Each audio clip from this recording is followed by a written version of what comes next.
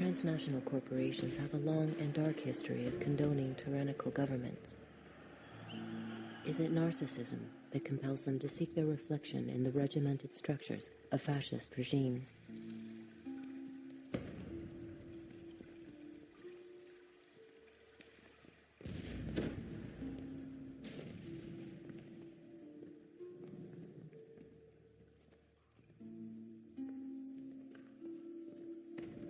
There was an interesting connection between the rise of fascism in Europe and the consciousness of politically radical people about corporate power, because there was a recognition that fascism rose in Europe with the help of enormous corporations.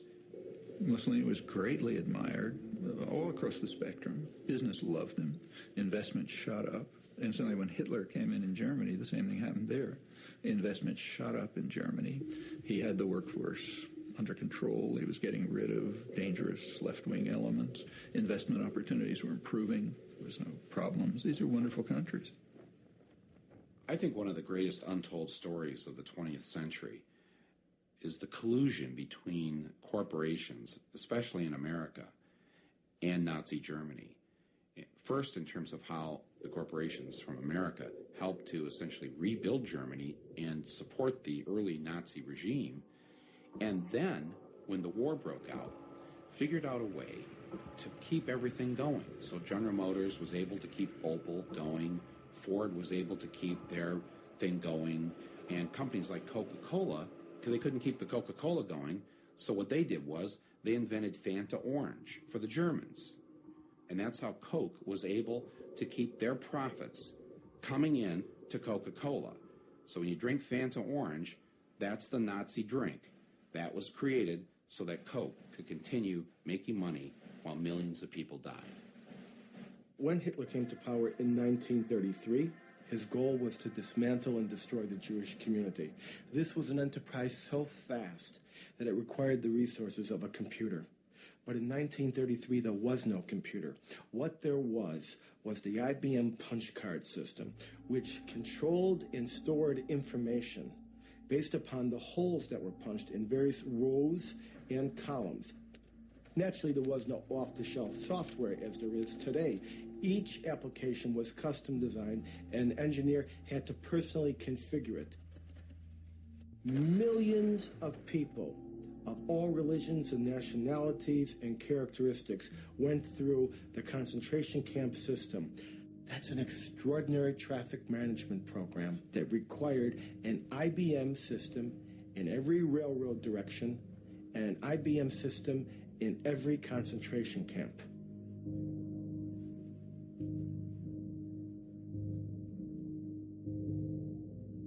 Now, this is a typical prisoner card. There are little boxes where all the information is to be punched in. We compare this information to the code sheet for concentration camps. And here you see Auschwitz is 1, Buchenwald 2, Dachau is 3. Now, what kinds of prisoners were they? They could be a Jehovah's Witness for 2, a homosexual for 3, communist for 6, or a Jew would be 8. Now, what was their status? 1 was released, 2 was transferred, 4 was executed, 5 was suicide, and 6. Code 6.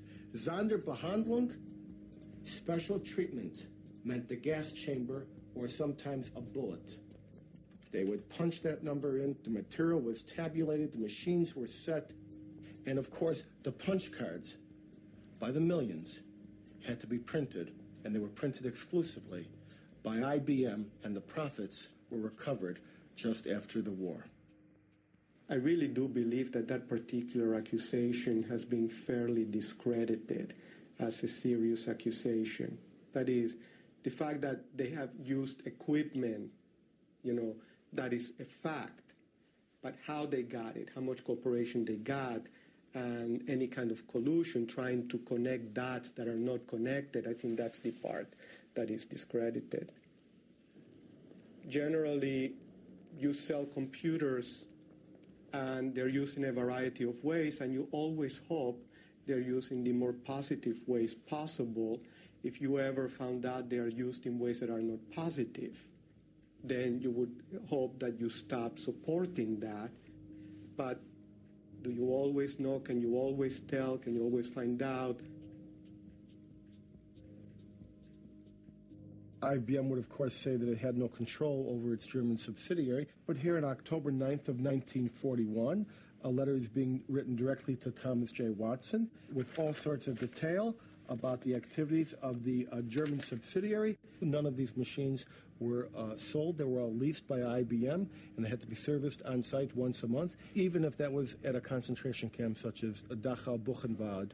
This is a typical contract with IBM and the Third Reich, which was instituted in 1942. It's not with the Dutch subsidiary. It's not with the German subsidiary. It is with the IBM Corporation in New York. You know, as it happens, I know that story. I discussed it more than once with old Mr. Watson, and I was around at the time. I'm not saying that Watson didn't know that the German government used punch cards. He probably did know. After we had very few customers. Watson didn't want to do it. Was not because he thought it was immoral or not, but because Watson, with a very keen sense of public relations, thought it was risky. It should not surprise us that corporate allegiance to profits will trump their allegiance to any flag.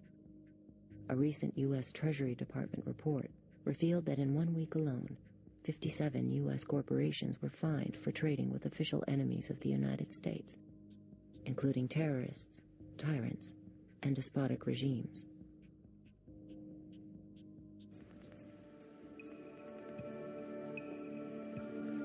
You can roughly locate any community somewhere along a scale running all the way from democracy to despotism. This man makes it his job to study these things. Well, for one thing, avoid the comfortable idea that the mere form of government can of itself safeguard a nation against despotism. For big business, despotism was often a useful tool for securing foreign markets and pursuing profits. One of the U.S. Marine Corps' most highly decorated generals, Smedley Darlington Butler, by his own account, helped pacify Mexico for American oil companies, Haiti and Cuba for National City Bank, Nicaragua for the Brown Brothers Brokerage, the Dominican Republic for sugar interests, Honduras for U.S. fruit companies, and China for Standard Oil.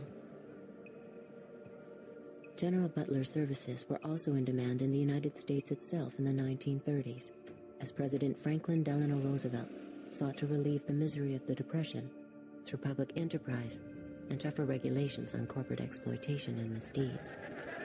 More power to you, President Roosevelt. The entire country's behind you, thrilled with hope and patriotism. But the country was not entirely behind the populist president. Large parts of the corporate elite despised what Roosevelt's New Deal stood for.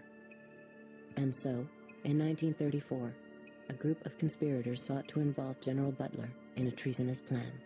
The plan as outlined to me was to form an organization of veterans, to use as a bluff or as a club at least, to intimidate the government. But the corporate cabal had picked the wrong man. Butler was fed up with being what he called a gangster for capitalism.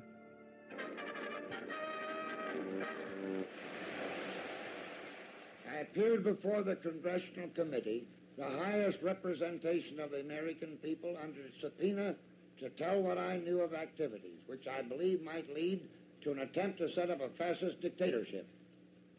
The upshot of the whole thing was that I was supposed to lead an organization of 500,000 men, which would be able to take over the functions of government.